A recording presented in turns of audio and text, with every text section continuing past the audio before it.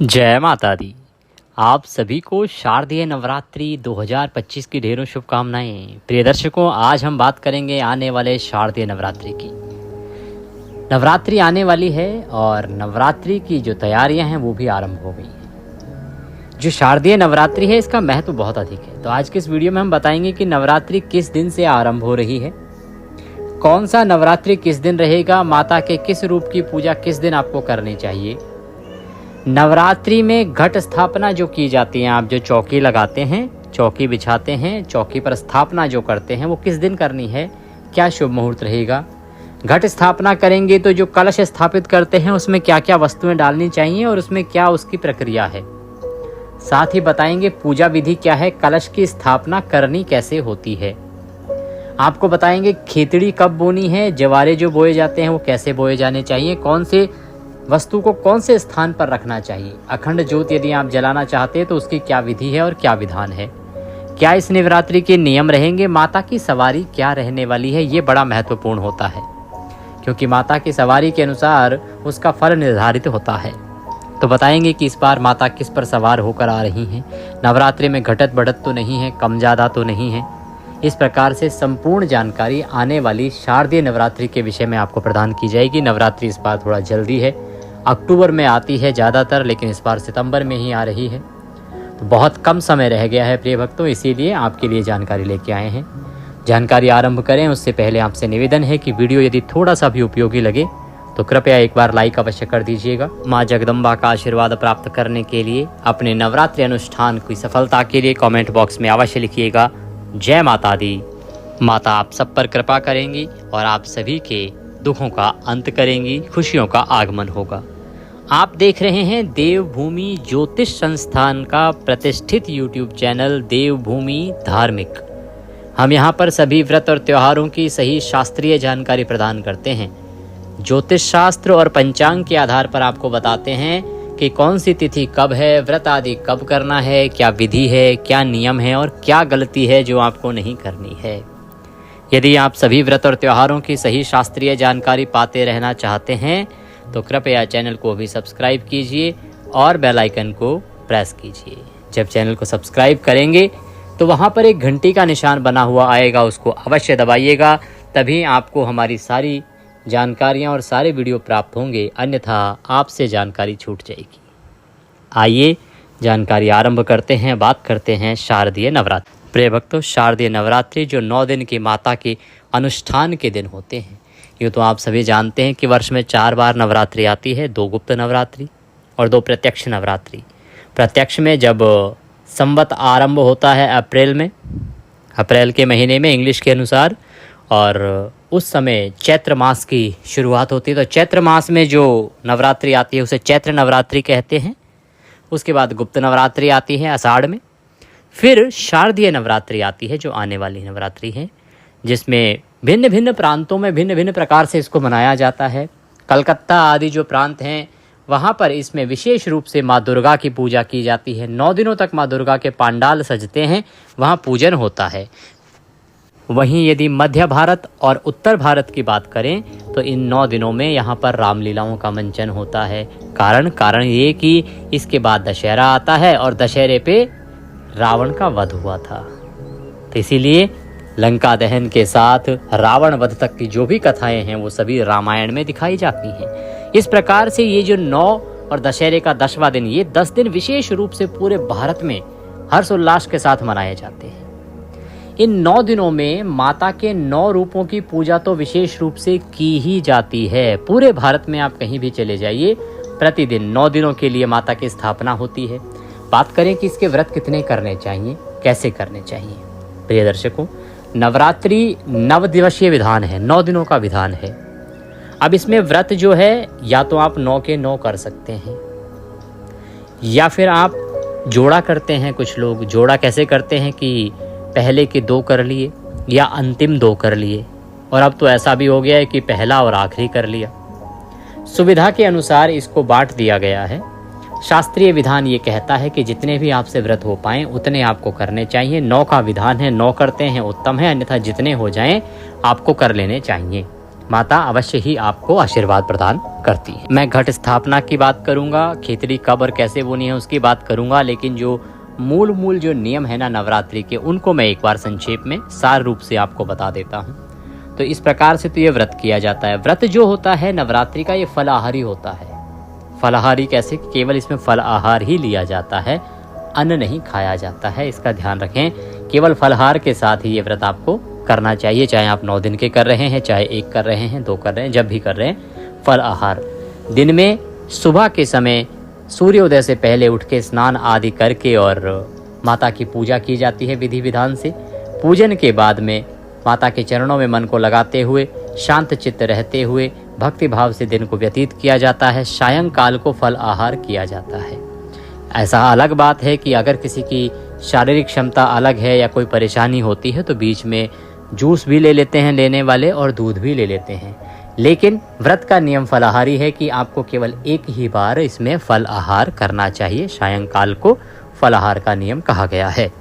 इस प्रकार से ये व्रत जो है मूलतः किया जाता है और इसी नियम से इसको करना चाहिए। अब बात करते हैं कि जो कलश स्थापना होती है, खेतड़ी बोई जाती है, प्रथम दिवसीय पूजा, उसकी बात कर लेते हैं हम। उसके बाद उसके मुहूर्त की बात करेंगे और फिर बताएंगे कि आपको अष्टमी को इसका विसर्जन करना चाहिए या नवमी को विसर्जन करना चाहिए, कब विसर्जन करना उत्तम होता है, शास्त्रों की विधि क्या है। प्रिय दर्शकों, जिस दिन नवरात्रि आरंभ हो रही है आपको सूर्योदय से पहले उठना चाहिए।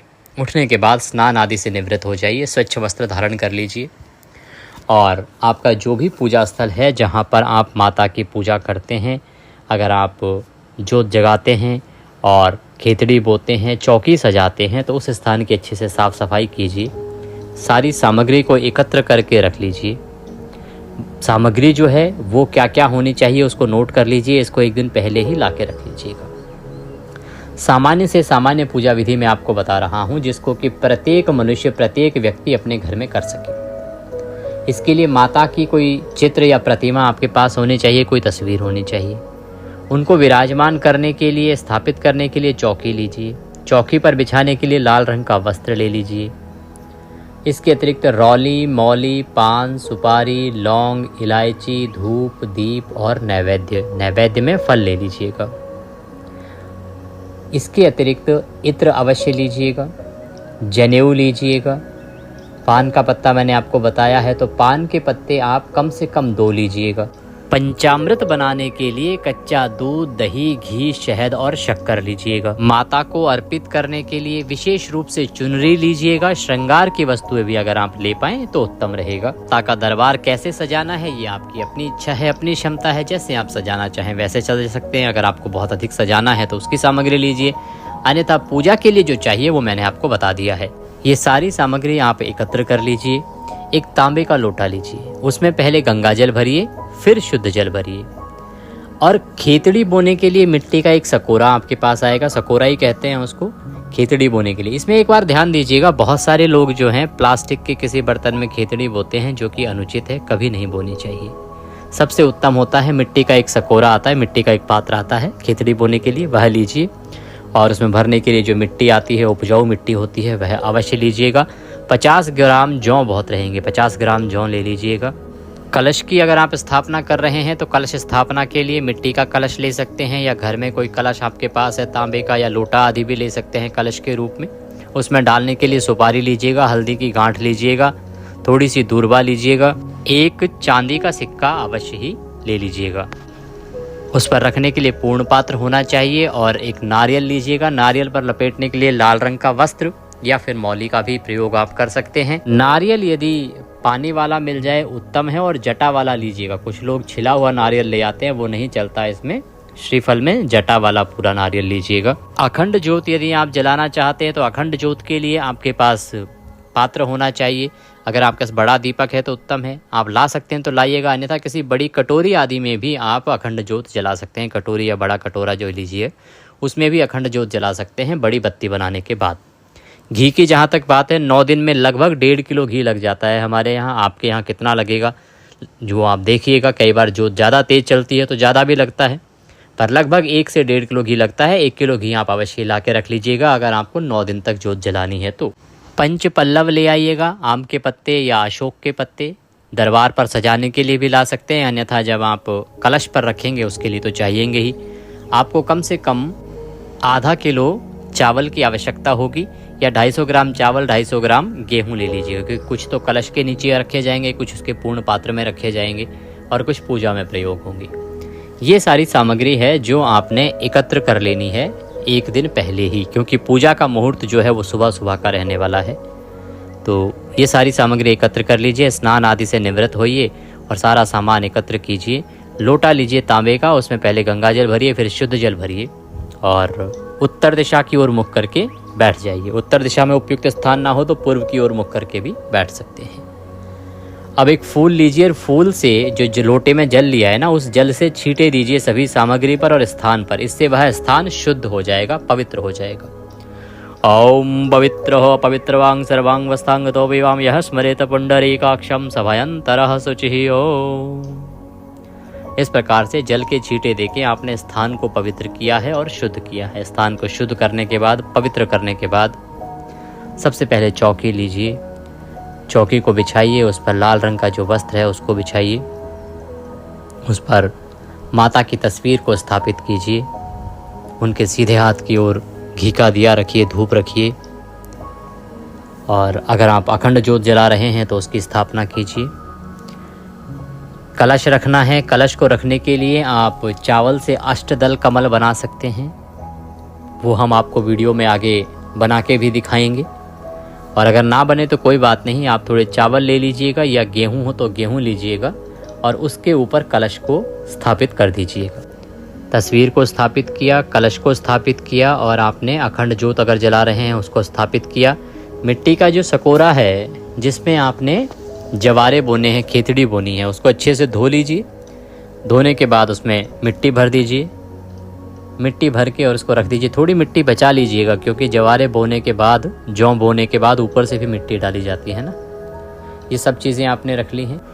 सभी चीज़ों की स्थापना कर लेने के बाद अब आप अपने हाथ धोइए, चम्मच से अपने सीधे हाथ पे जल लीजिए, हाथ धोइए। हस्तो प्रक्षालनम, हाथ धो लीजिए।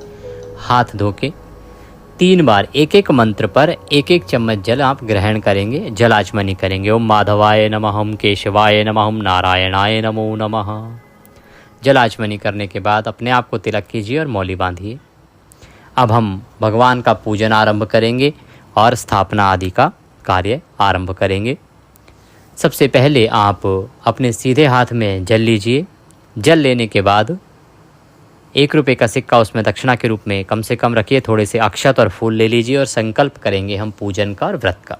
3 बार बोलिए ओम श्री विष्णु, ओम श्री विष्णु, ओम श्री विष्णु।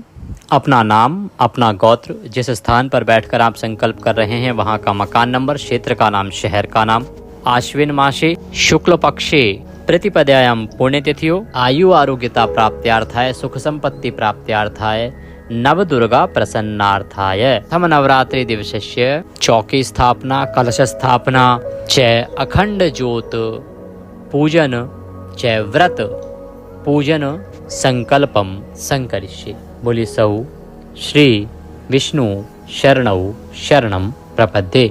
और वह संकल्प भगवान के चरणों में अर्पित कर दीजिए, माता रानी के चरणों में अर्पित कर दीजिए। संकल्प करने के बाद अब आप तीनों का पूजन करेंगे। सबसे पहले आप गणेश जी महाराज का पूजन करेंगे।